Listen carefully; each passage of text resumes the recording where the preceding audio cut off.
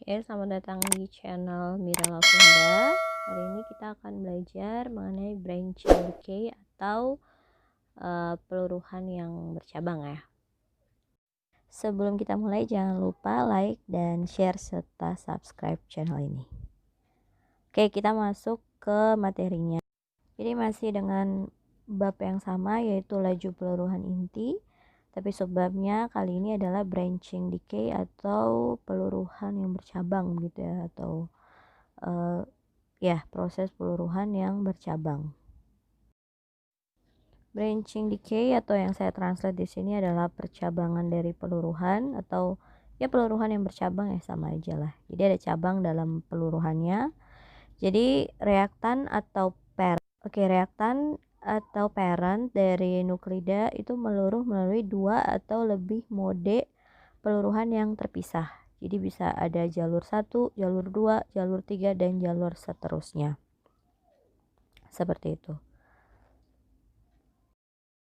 Misalnya di sini parentnya A, ada jalurnya dia menjadi daughter atau son atau apalah. Biasa tuh bahasanya tuh parent sama daughter, tapi kalau kita orang kimia jadi udahlah reaktan sama produknya. Jadi reaktannya A, dia menjadi produk B, di mana terjadi beberapa tahap dari A menjadi B itu, di mana di situ ada 3 tanda panah, artinya terjadi peluruhan secara terus-menerus, dan dalam proses peluruhan tersebut hanya dilepaskan satu sinar.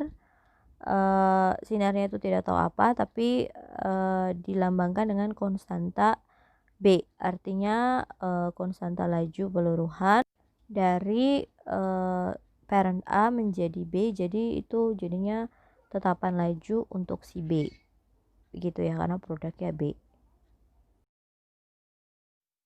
Selanjutnya untuk jalur yang sebelah kanan itu A, parent A meluruh menjadi, atau reaktan A meluruh menjadi C, produknya. Nah, di situ terjadi peluruhan secara terus-menerus dan menghasilkan tetapan laju peluruhan adalah lambda C.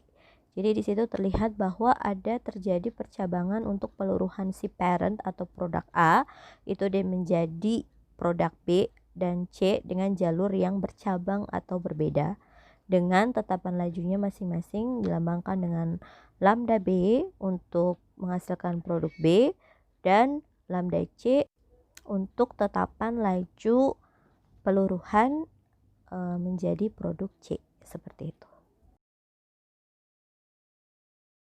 Oke, kita lanjut branching dari si decay itu sering terjadi pada inti ganjil-ganjil atau bahasanya itu odd-odd. Jadi biasa terjadi pada kalium 40, kemudian Cu64, atau inti atau nuklida yang lebih berat lagi. Masanya masanya yang lebih berat. Oke, di sini ada gambar 1 skema peluruhan dari kalium 40. Saya ambil dari sumber ResearchGate punyanya si Bapak Baumik BK tahun 2014. Di situ saya ngambil gambarnya khusus untuk peluruhan dari si kalium itu. Terlihat bahwa terjadi peluruhan dari K atau kalium 40 itu dia meluruh menjadi argon dan kalsium. Sebenarnya sih kalau dalam beberapa literatur di situ dijelaskan bahwa kedudukan Ar sama kalsiumnya itu tidak sama rata ya, artinya Ar lebih ke bawah kemudian kalsiumnya naik ke atas. Tapi di sini karena mungkin tingkatannya itu berdasarkan massa kali ya, jadi disamaratakan saja si argon sama si kalsium tersebut. Di sini terlihat bahwa kalau yang jalur kiri si kalium itu meluruh menjadi argon bahasanya tereksitasi, artinya elektronnya tereksitasi tapi dia tetap argon, jadi jumlah elektronnya sama gitu, bukan terionisasi. Kalau terionisasi kan dia elektronnya keluar dari spesi itu, tapi ini jumlah elektronnya tetap sama. Jadi dia menjadi Ar tereksitasi dulu dengan melepaskan Di situ terlihat dia melepaskan sinar beta positif ya, sebesar 10,47%. Kemudian dia turun lagi ke bawah menjadi argon yang tidak tereksitasi, melepaskan sinar gamma sebesar 1,46 mega elektron volt, ya besar sekali ya nilainya. Nah di situ sebenarnya jalur dia langsung jadi AR tidak tereksitasi atau netral itu, atau ya keadaan dasar itu bisa terjadi K-capture, tapi terjadinya tuh sekitar 0,2% saja. Jadi biasanya jalurnya tuh dari argon tereksitasi baru turun ke argon keadaan dasar, seperti itu. Selanjutnya untuk yang sebelah kanan itu satu jalur saja, di mana kalium menjadi kalsium, itu dia melepaskan sinar beta negatif dengan energi sebesar 1,31 mega elektron volt. Energinya lebih kecil dari ketika argon tereksitasi turun menjadi argon argon keadaan dasar ya, atau netral, dengan persentase sebesar 83,33%. Jadi ini salah satu contoh branching decay dari spesies kalium 40.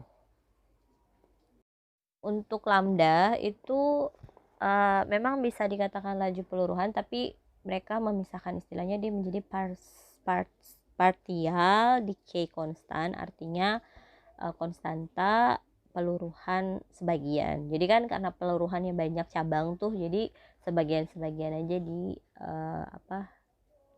didefinisikan seperti itu. Jadi total aktivitas dari nuklida A, si parent atau reaktan A itu sama dengan jumlah aktivitas dari masing-masing cabang yang meluruh tersebut. Jadi kayak misalnya tadi contoh A menjadi B dan C dengan dua jalur yang berbeda, maka di situ AT atau aktivitas total sama dengan lambda B dikali NA ditambah lambda C dikali NA. NA-nya tetap karena parentnya satu, karena dari reaktan yang sama itu A, tapi partial decay konstantanya itu masing-masing jalur, kan ada A sama ada B sama C. Jadi yang membedakan dia itu cuma di konstanta parsial peluruhannya saja, si lambda itu. Jadi aktivitas total sama dengan jumlah dari parent atau reaktan A dikali dengan penjumlahan dari konstanta peluruhan sebagian atau partial decay constant dari masing-masing jalur, yaitu B dan C, atau bisa disingkat menjadi jadi rumus singkatnya yaitu aktivitas total atau AT sama dengan jumlah dari parent atau reaktan A dikali dengan tetapan laju peluruhan total, yang merupakan penjumlahan dari masing-masing jalur yang ada, seperti itu. Oke, sekian video dari saya. Jangan lupa like dan share video ini serta subscribe channel saya. Thanks for watching dan see you in the next video.